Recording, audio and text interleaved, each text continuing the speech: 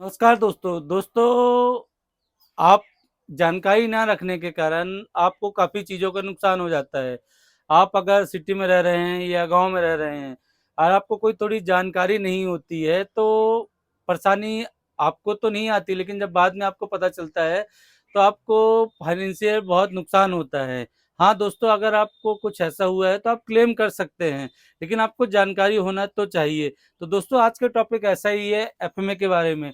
तो दोस्तों, मेरे एक व्यूअर हैं जिन्होंने मेरे से एक क्वेश्चन पूछा है, मैं आपको बताता हूँ। ये देखिए आप डिस्प्ले में। दोस्तों, उन्होंने ये पूछा है कि सर, मेरे फादर हवलदार रैंक से 1988 में रिटायर्ड हुए थे और उन्होंने कभी भी ईसीएचएस की फैसिलिटी नहीं ली। उनका ईसीएचएस मेडिकल कार्ड नहीं बना है और ना ही उनको एफएमए आ रहा है। अब क्या वह 2000 से 2023 तक का एरिया मिल सकता है? तो दोस्तों, आपने देखा ये एक व्यूअर ने, तो मैंने ये सोचा कि ये सभी के लिए ज़रूरी था, तो मैं आज आपको एफएमए के बारे में बताता हूँ।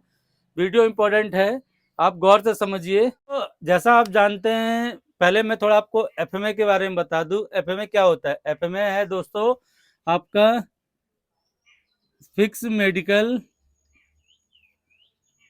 अलाउंस। मैं आपको शॉर्टकट में ही बताता हूँ।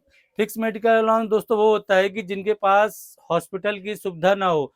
लेकिन अभी क्या चल रहा है, लेटेस्ट 2024 में बता रहा हूँ दोस्तों, कि जो 2003 के बाद हैं, जो सर्विस रिटायर्ड हैं, सर्विस या पेंशन जो भी है, उनके लिए ईसीएचएस कार्ड कंपलसरी है।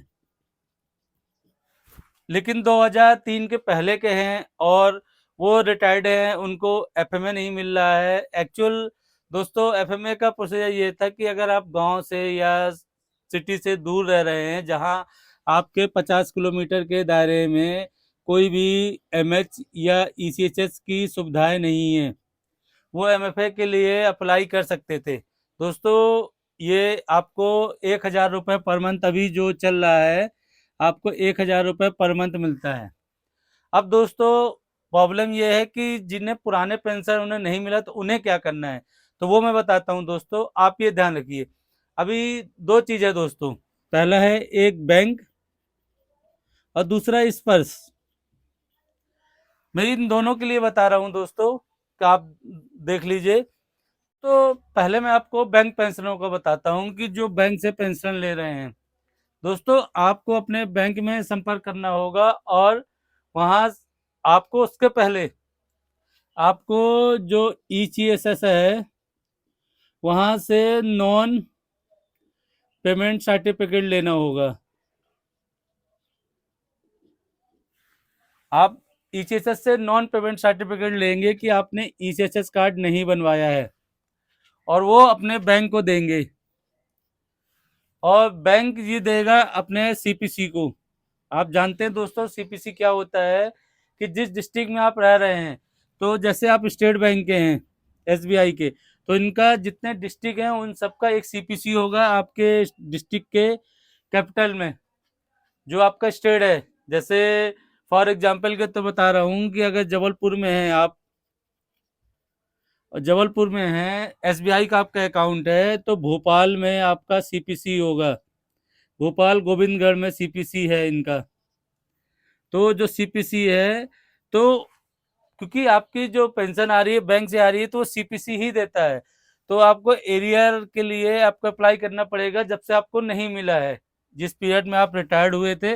तो आपको ईसीएचएस से नॉन पेमेंट सर्टिफिकेट लेना पड़ेगा। आप ईसीएचएस की साइट खोलिए, उसमें आप देखिए, ये आपके डिस्प्ले में दिख रहा है कि लाइन बाय लाइन है, जो ईसीएसएस कार्ड के लिए है और मेडिकल के लिए है, मेडिकल क्लेम के लिए है। ये सभी के लिए एक अधिकारी नियुक्त है, उनका mobile number, phone number, email ID सब कुछ दिया हुआ है।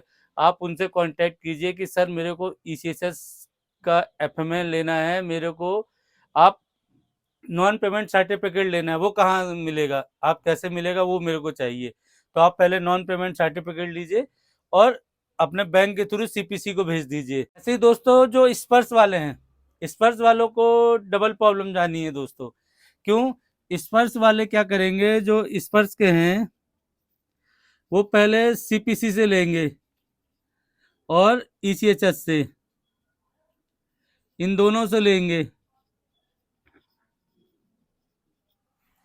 सीपीसी से नॉन पेमेंट सर्टिफिकेट लेंगे और ईचएसएस से नॉन पेमेंट सर्टिफिकेट लेंगे, और उसके बाद स्पर्श में गिवनेस डालेंगे कि हमें नहीं मिला है, तो क्या है, स्पर्श आपका रिलीज कर देगा।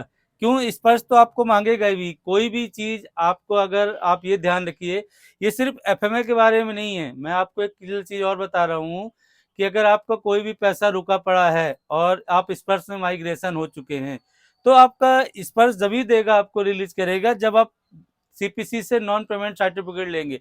हाँ, आपका एफएमए का है तो फिक्स मेडिकल अलाउंस का है, तो आपको जानते हैं कि ईसीएचएस और सीपीसी जब आपके नॉन पेमेंट सर्टिफिकेट देंगे तो उसके बाद आपको मिलेगा।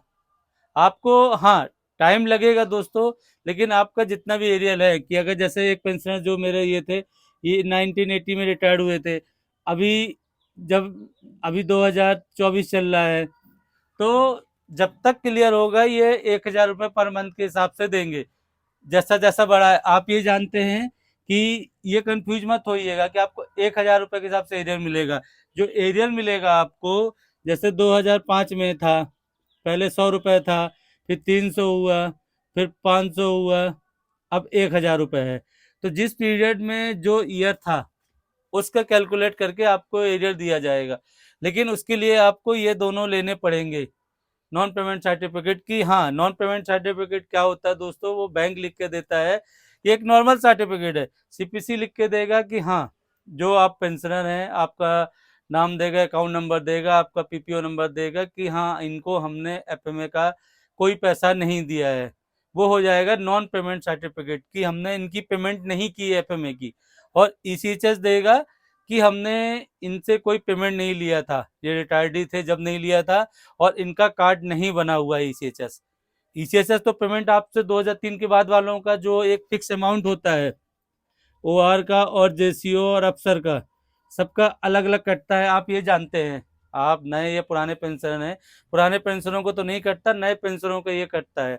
आई होप आप दोस्तों ये समझ गए होंगे जो फिक्स मेडिकल अलाउंस का। मैंने बहुत छोटा वीडियो, शॉर्टकट वीडियो बनाया कि आपको समझ में आए, काफ़ी लंबा नहीं बनाया। हाँ, आपको मैं पीपीओ, कोजेंडम पीपीओ वगैरह या फिक्स मेडिकल अलाउंस के लेटर दिखाने लगता तो बहुत लंबा हो जाता। बहुत सिंपल साधारण और सिंपल शब्दों में है, आप नॉन पेमेंट सर्टिफिकेट लीजिए और अपने एफएमए का क्लेम कीजिए।